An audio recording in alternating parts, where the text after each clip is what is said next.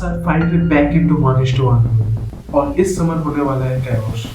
तो summer simple है, Barcelona कौन सा प्लेयर टारगेट करके इस समर विंडो में। तो सबसे बड़ा प्रॉब्लम बार्सिलोना का स्क्वाड में अभी है, वो है left footed left centre back. अगर तुम अभी करंट स्क्वाड में देखो तो जेरड मार्टिन ऐसा left footed left centre back खेल रहा है, पर वो सेंटर बैक नहीं है, वो लेफ्ट बैक है।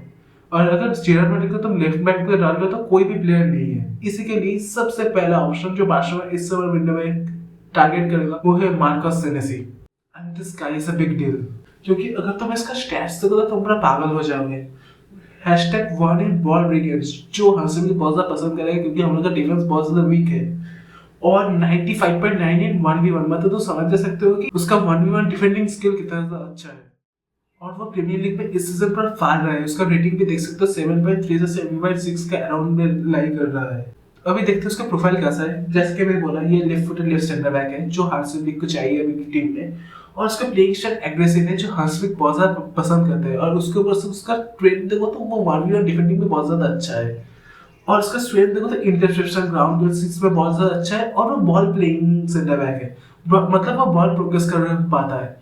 स्टिल वो पूरा परफेक्ट नहीं है, उसके अंदर भी थोड़ा सा वीकनेस है, जैसे कि वो एरियली कंसिस्टेंट नहीं है। मतलब वो कभी कभी तो एरियली अच्छा खेल देता है, लेकिन कभी कभी एरियली बीट हो जाता है। और सेकेंडली डिसिप्लिनरी इशू, वो इस सीजन सिर्फ 28 मैच में ऑलरेडी 8 येलो कार्ड खा चुका है। तो समझ सकते हो कि वो लगभग हर 3 मैच में 1 येलो कार्ड खाएगा ही। पर अगर ये प्लेयर इतना अच्छा है तो एफसी बॉर्नमouth इसको सेल क्यों करना चाहती है।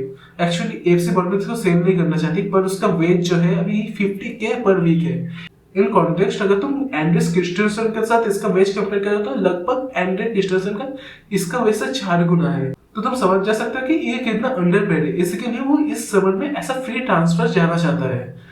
और अगर तुम इसको 83 का पर वीक दे दो, क्योंकि एंड्रे क्रिस्टेंसन तो बाहर जा रहा है, तो ये आराम से तुम्हारा स्क्वाड में आ जाएगा और वो बहुत बढ़िया साइनिंग भी होगा। और मैं एंड्रे क्रिस्टेंसन का 183 के साथ 100 के बचा के कौन सा प्लेयर लाने की बात कर रहा हूँ, वो प्लेयर है निको स्क्लोटरबैक।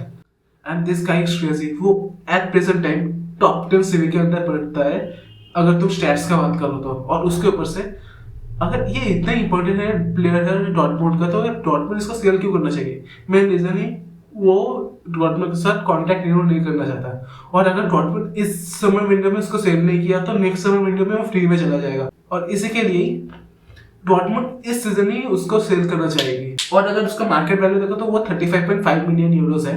तो तुम उसको समझ जा सकते हो कि 30 मिलियन से 45 मिलियन में तुम इजीली उसको लेके आ सकते हो।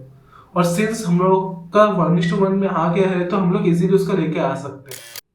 और अगर उसका प्रोफाइल देखो तो मैं जैसे बोलो left footed left centre back है।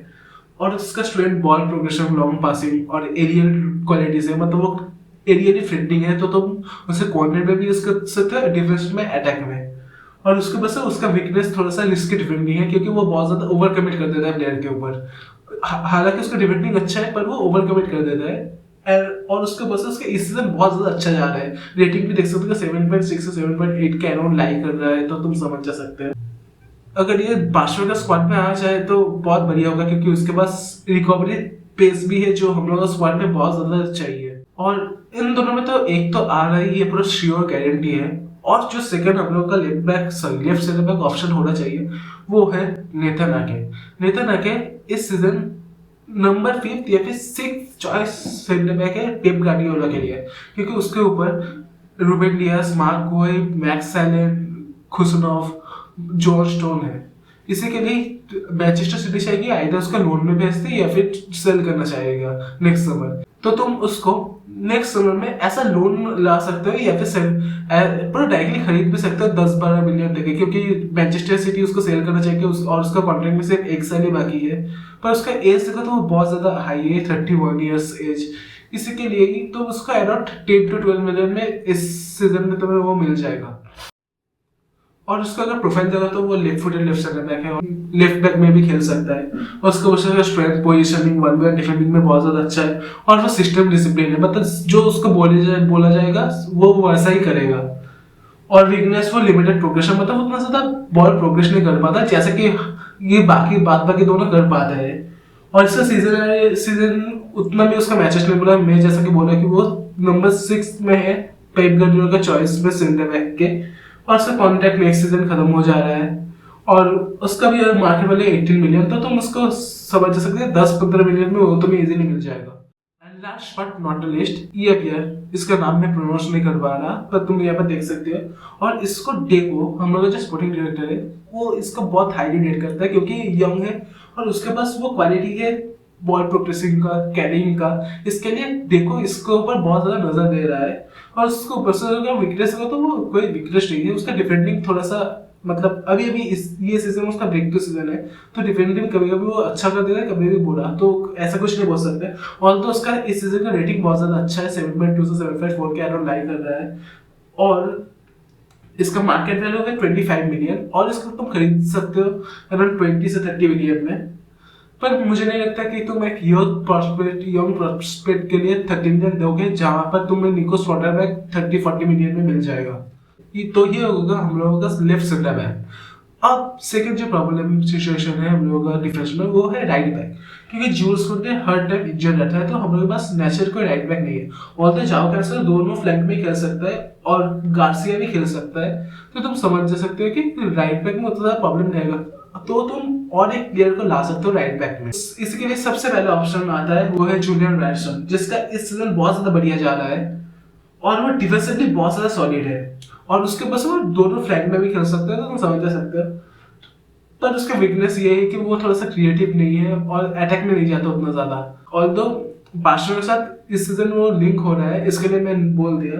और उसका अभी ट्रांसफर मार्केट वैल्यू 22.7 मिलियन है, मतलब वो मार्केट में अवेलेबल होगा 40-50 मिलियन पे, क्योंकि डॉटमुड का वो स्टार्टर है इसीलिए। और उसका सीजन भी बहुत ज्यादा अच्छा जा रहा है, 7.7.2 का रेटिंग जा रहा है एवरेज। पर मुझे नहीं लगता कि एक सेकंड चॉइस ऑप्शन के लिए डेको 40 से 50 मिलियन देगा एक सिर्फ राइट बैक के लिए।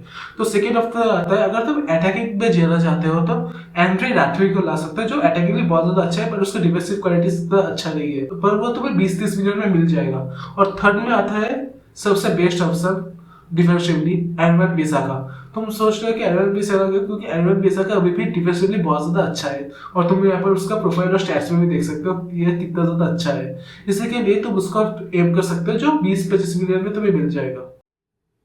और तो मुझे नहीं लगता कि डेको ट्राई करेगा कि कोई एक राइट बैक है इस सीजन पूरा डायरेक्टली ट्रांसफर के वैल्यू देके। मुझे लगता है कि इस सीजन वो लोग लोन करना चाहेगा, अगर ये तीनों में से कोई एक लोन हो जाए तो बढ़िया है, या फिर तुम इन दोनों को लोन कर सकते हो जो कि ऑलरेडी अभी लोन में है, तो फिर से लोन में आ सकते हैं बार्सिलोना में।